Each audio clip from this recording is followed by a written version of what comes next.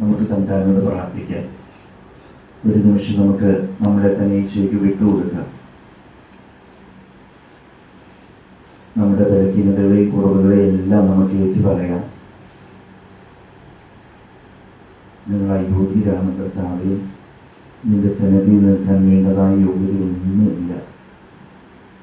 നിന്റെ കരുണ കൊണ്ടും നിന്റെ സ്നേഹം കൊണ്ടും മാത്രമാണ് ഞങ്ങളിപ്പോൾ നിന്റെ സന്നിധിയിലായിരിക്കുന്നത്.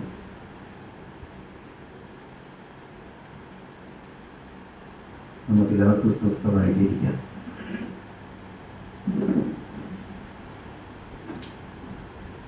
സ്നേഹമുള്ളവരെ, ദൈവത്തിൻ്റെ അനന്തമായ സ്നേഹത്തെക്കുറിച്ച് നമ്മൾ ചിന്തിക്കുമ്പോൾ ഞാൻ ഓർക്കുകയാണ്, നമ്മുടെയൊക്കെ ജീവിതത്തിലേക്ക് എത്രമാത്രം അനുഗ്രഹങ്ങൾ തമ്പുരാൻ ഓരോ ദിവസവും തരുന്നുണ്ട്. പക്ഷേ നമ്മൾ അതിനൊക്കെ നന്ദിയുള്ളവരായി മാറുന്നുണ്ടോ?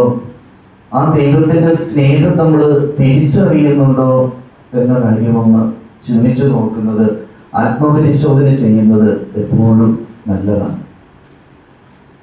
ദൈവത്തിൻ്റെ സ്നേഹം അത് അതിരിക്തമാണ്. കാരണം പലപ്പോഴും നമ്മുടെ ജീവിതത്തിൽ പറ്റുന്നത് ഈ ദൈവസ്നേഹം മനസ്സിലാക്കാനായിട്ട് നമുക്ക് സാധിക്കാതെ വരുന്നത്, നമ്മുടെ ജീവിതത്തിലേക്ക് സഹനങ്ങൾ കടന്നു വരുമ്പോൾ ഞാനും നിങ്ങളുമൊക്കെ തകരും. ദൈവം എന്നെ സ്നേഹിക്കുന്നില്ല, അല്ലെങ്കിൽ ദൈവത്തിന് എന്നെ വേണ്ട എന്നുള്ള ചിന്തയിലേക്ക് നമ്മൾ കടന്നു വരുന്നു. കാരണം നമ്മൾ വിചാരിക്കുന്ന നമ്മളോട് സ്നേഹമില്ലാത്തതുകൊണ്ട്. നമുക്കറിയാം, ഒരു കൊച്ചു കുഞ്ഞിനെ എന്തെങ്കിലും അവൻ തെറ്റ് ചെയ്താൽ നമ്മൾ അവനോട് ഒരു തല്ല് കൊടുത്താൽ തന്നെ ഉടനെ ആ കൊച്ചു ആദ്യം വിചാരിക്കുന്നത് എന്നതാ, അമ്മയ്ക്ക് എന്നോട് സ്നേഹമില്ല, അല്ലെങ്കിൽ അപ്പൻ എന്നോട് സ്നേഹമില്ല എന്നുള്ളൊരു ചിന്തയാണ്. പക്ഷേ സ്നേഹമുള്ളത് കൊണ്ടാണ് നമ്മൾ അവനെ ശിക്ഷിക്കുന്നത്. അതുകൊണ്ടാണ് പ്രഭാഷകന്റെ പുസ്തകത്തിൽ 30-ാം അധ്യായത്തില് ഇപ്രകാരം വായിക്കുന്നുണ്ട്. അതായത് സ്നേഹമുള്ള പിതാവ് എപ്പോഴും മക്കളെ ശിക്ഷിക്കുമെന്ന് പ്രഭാഷകന്റെ പുസ്തകം 30-ാം അധ്യായത്തിൽ വായിക്കുന്നുണ്ട്. അപ്പോ ഈ സഹനം എന്ന് പറയുന്നത് നമ്മുടെ വിശുദ്ധീകരണത്തിന് വേണ്ടി ദൈവം നമ്മളെ സ്നേഹിക്കുന്നത് കൊണ്ട് നമുക്ക് കൂടുതലായിട്ട് ദൈവം നമ്മളെ സ്നേഹിക്കുന്നത് കൊണ്ട് നമുക്ക് തരുന്ന ചെറിയ ചെറിയ ശിക്ഷണങ്ങളാണ് സഹനം. അപ്പൊ ഈ സഹനം ഒരു പരിധി വരെ നമ്മുടെ വിശുദ്ധീകരണത്തിനാണ്. ഒരുപക്ഷെ മറ്റുള്ളവരുടെ വിശുദ്ധീകരണത്തിന് വേണ്ടി നമ്മുടെ ജീവിതത്തിലേക്ക് ദൈവം സഹനം തന്നേക്കാം. അത്തരത്തിൽ നമ്മൾ അതിനെ കാണണം. കാരണം യെശയ്യാ പ്രവാചകന്റെ പുസ്തകത്തിൽ നമ്മൾ വായിക്കുന്നുണ്ട്, നിനക്ക് കഷ്ടതയുടെ അപ്പവും ക്ലേശത്തിന്റെ ജലവും തന്നാലും നിന്റെ ഗുരു നിന്നിൽ നിന്ന് മറഞ്ഞിരിക്കുകയില്ല.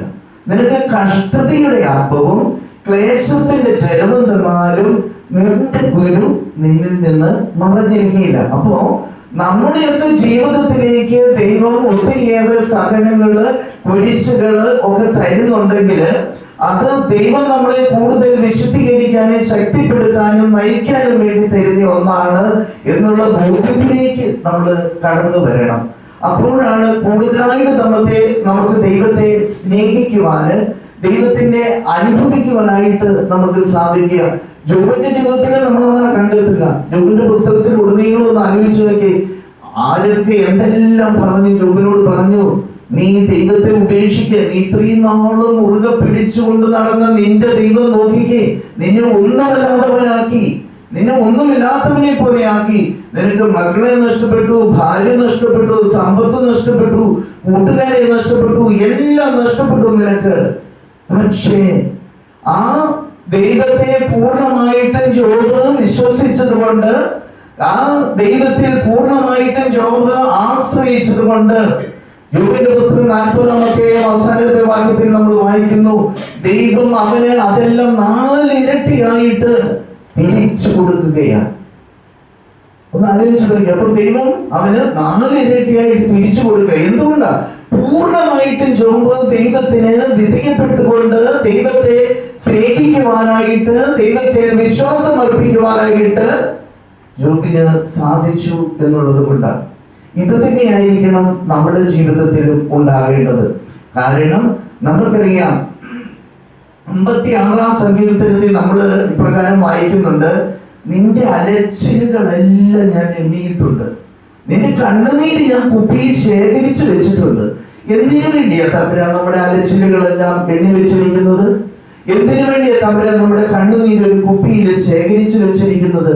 മറ്റൊന്നിനും വേണ്ടിയിട്ടല്ല, നമുക്ക് പ്രതിഫലം തരാൻ വേണ്ടിയിട്ടാണ്, നമ്മളെ ഉപയോഗപ്പെടുത്താൻ വേണ്ടിയിട്ടാണ്, നമുക്ക് വേണ്ടതായ അനുഗ്രഹങ്ങൾ തരാൻ വേണ്ടിയിട്ടാണ്. അപ്പോ നമ്മുടെ ജീവിതത്തിൽ ഉണ്ടാകുന്ന കഷ്ടപ്പാടുകളും വേദനകളും ദുഃഖ ദുരിതങ്ങളും ഒന്നും വൃഥാവിനാവില്ല.